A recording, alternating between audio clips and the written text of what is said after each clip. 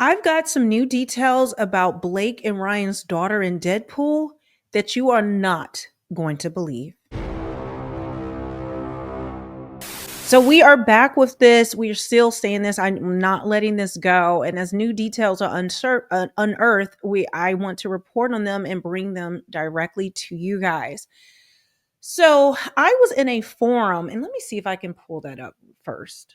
Okay, I found it. It took me a minute, but it was in Reddit and I came across this. Shout out to Reddit because a lot of the tea is spilled over there and they don't get enough credit for it. But this is what jumped out at me. It says when I told my husband about this, he did a double take and said cuz this whole thread is about coercing his daughter into saying the lines in Deadpool and people are talking about it. So she said, when I told my husband, he did a double take and said, wait, his daughter is named Inez, as in the character Deadpool F's in the comics? And I said, what? Sorry, guys, I'm still sick. So forgive me. But I'm just like, huh? Then this other person says, this caused me confusion when I read the headlines because I was like, is Inez not his love interest? Then I realized his daughter is also named Inez and says this line as Kidpool and was like, okay, Ryan is an inappropriate weirdo. So that is what caught me looking in to what I'm about to show you. So if I go back over to my X account, I put, did you know that Inez is the name of one of the characters Deadpool has sex with in the comics? Ryan Reynolds then made his daughter Inez 7, but I've got more tea on that, about her being 7, say lines describing sex between herself and him. When I want your opinion, I'll take my D or my P, because she's a girl, out of your mouth, was the original line. She was forced to say this and other sexually graphic lines up to 500 times. Ryan Reynolds and Blake Lively's daughter, Inez, was named after a character that had sex with Deadpool, her father. Hmm? Hmm? Hmm? What? Guys, yes. And I know some people may say, well, like this person says here. Um, where is it at? We don't actually know if the name was chosen because of that, but still it's weird and disturbing. And I put, she was named after the Deadpool franchise started, and Ryan had been obsessed with this movie for years, trying to get the first movie made. It is a very unique name for a child in this era. And actually it's a Latin name. And there's some people who are saying it's very popular in Colombia to have it. Well, it's not popular, but you will find children sometimes named Inez there. But it's rare that you see two white Anglo-Saxon Americans name their child Inez out of the blue. So I started to dig into it, and Ryan started trying to get this film off the ground, this franchise off the ground in 2004. Knowing all about the comic books and Deadpool, he said it's his favorite character and all of that. Just so you know, he's like this pansexual dead superhero who I did not know there was so much gratuitous, like there was so much sex in a comic book. I know, call me, it's not my lane. So it's this pansexual character that he's very like obsessed with. It is said that he strong armed the studios into getting him the franchise because he kept getting rejected. But then he did like a little shoot and he had it leaked on a test shoot. And he had it leaked online and to try to get fans to, support it. And then he kind of forced the hand of the studio to make the movie. When you look into it, and you go into it, you'll see that in 2004, with his obsession that started, his daughter Inez was born in 2016. All right. Now, someone else, I don't know if they did it here, the math, someone did the math, and I don't know where it's at, but I just put here, all of us are working on the assumption because she's 8 now and she was 7 then. But people have been doing the math and they're saying that she was actually 6 years old, not 7. Now, I don't have any accuracy with that. I don't have any way to say specifically when that scene was filmed. I'm sure that information is going to be spilling out. But I had thought about that. Was she really 7 or was she 6 when this came out? I mean, when she actually did the lines, which makes it even grosser. And then somebody else had commented, I believe, in my YouTube video about how that they were a like a child therapist, and that this was actually abuse, and that it sounds like when she did not want to do the line, and that she was absolutely coerced by a person in power, her parent, who was also going to be her boss in this role. Like, there is a lot to dig through with the psychology of this. I would love to have somebody who's a child therapist or someone kind of in that lane that could go through how problematic and how disgusting this actually was.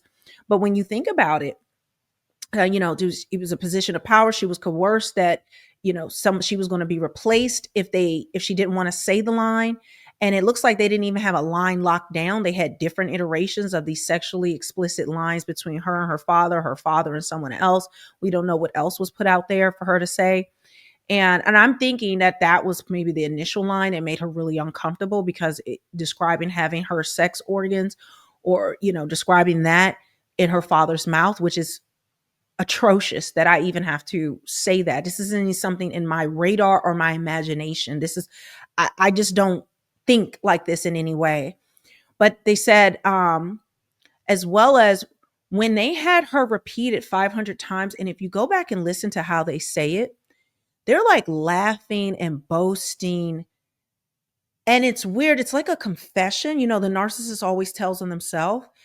And you can hear it's like they're just giddy about explaining how they made her repeat these lines 75 to 500 times. This person was thinking that that was actually punishment, and to also desensitize her from feeling some type of way, because when they finally were getting her to say it, we know she didn't want to say it until she was coerced that she was going to be replaced by men in power who had personal relationships with her, who also her boss, who were in charge of her, and there was no one to protect her. Her parents wanted her to do this. She had no protection, clearly, from Blake Lively, because Ryan Reynolds says he listens to the women in his life, the woman in his life, which is Blake. So if Blake objected, I would think he was going to listen to her. But Blake was actually part of this movie and knew what these lines were and were part of it. So she had no advocacy. She had no one to stand in the gap and to protect her from doing this type of thing. So when you think about it, that makes sense. Was this a way to punish and desensitize her, having her say it over and over and over, and then different ways and different lines? Did they explain to her what it meant? How did this little alleged 6-year-old, know what any of this was? What type of environment has she been in? What has she been exposed to that she knows what these are? And then outside of that, her having to repeat these things and then explain what it is. That's what I'm thinking, right? Like it is to desensitize her. And then the question is, did anyone show her what it is? Did anyone explain what it is? Why wouldn't she want to say these lines? All right, because most little kids won't know what any of this is unless this is the environment and household that they are growing up in. And then she has no one to be an advocate, because both of her parents are nuts. Both of her parents think this is great. Her father is laughing about it. She has nowhere to turn. There is no one that is going to protect her. So she is coerced and forced into doing this.